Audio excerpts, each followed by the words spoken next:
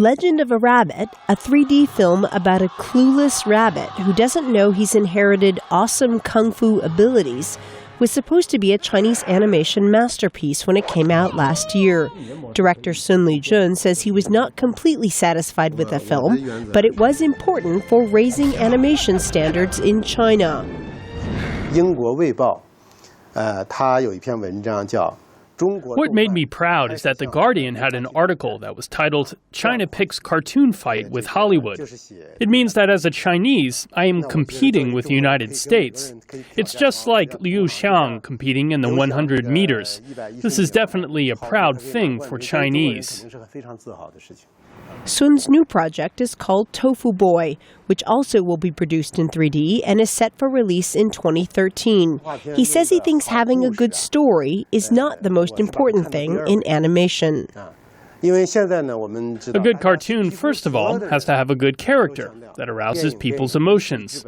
Years later, we forget about the story, but the characters remain in our consciousness. One of Sun's collaborators on Tofu Boy is American Kevin Geiger, who heads Magic Dumpling Entertainment, a Beijing-based animation content development company with branches in Taipei and Los Angeles. Geiger says the Tofu Boy character will be loosely based on Pinocchio. So it's not an adaptation of Carlo Collodi's Pinocchio, but inspired by this story of a good little boy who makes bad decisions and learns about life the hard way. Geiger spent 12 years working for the Walt Disney Company in feature animation and visual effects, but he prefers to now be part of a Chinese entity. The advantage we have by having Magic Dumpling in the mainland be a wholly owned Chinese company is that the quotas that apply to Chinese television, to Chinese films, don't apply to the Chinese content that we're creating in the Chinese headquarters of Magic Dumpling in China.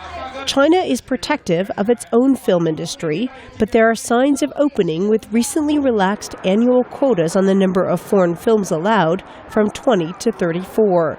U.S. animation heavyweights Disney and DreamWorks are eager to reach Chinese audiences and recently set up cooperative arrangements with Chinese partners to take advantage of what Geiger calls the country's red-hot market.